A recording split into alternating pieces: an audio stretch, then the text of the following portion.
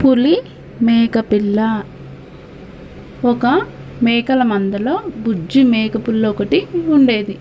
వయసులో చిన్నదైనా తెలివితేటల్లో పెద్దవాళ్ళకు మాత్రం తీసిపోయేది కాదు. ఒకరోజు యజమాని మేకలను కొండకు దిగువకు మేత కోసం తోలుకెళ్ళాడు. ఆ కొండపైన ఒక పెద్ద అడవి ఉంది.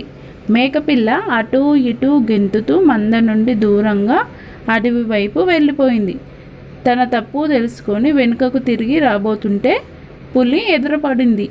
పులిని చూడగానే మేకపిల్ల మొదట గజగజ వణికిపోయింది. ఎలాగోలా గుండె చిక్కబట్టుకొని ధైర్యంగా ఉంది. పులి ముందు నిలబడింది.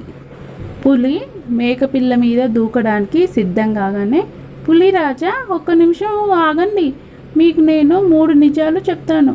అవి నిజమని మీరు ఒప్పుకుంటే నన్ను తినకుండా వదిలేయాలి అంది మేకపిల్ల.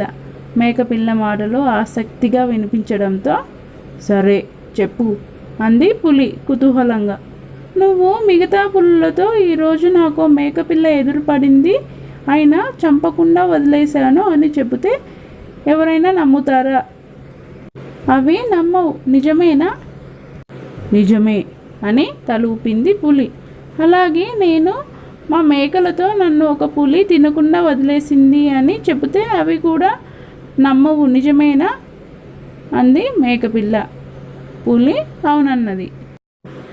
ఇక 3వ నిజం. చాలాసేపటి నుండి నేను నీ ముందు నిలబడి ఉన్నాను. నువ్వు నన్ను చంపకుండా నిలబడి మాట్లాడుతున్నావు. నువ్వు ఇంతకు ముందే తిన్నావు కాబట్టి నీకు ఆకలి లేదు, నిజమే కదూ అంది మేకపిల్ల. అంత చిన్న మేకపిల్ల తన ముందు నిలబడి అంత ధైర్యంగా మాట్లాడడం చూసి పులికి ముచ్చటేసింది.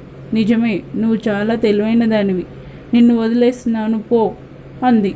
అమ్మయ్య, ఇంకెప్పుడు ఇటువైపు రాను, అమ్మను వదిలి అస్సలు వచ్చేయకూడదు అనుకుంటూ అక్కడి నుండి పారిపోయింది మేకపిల్ల.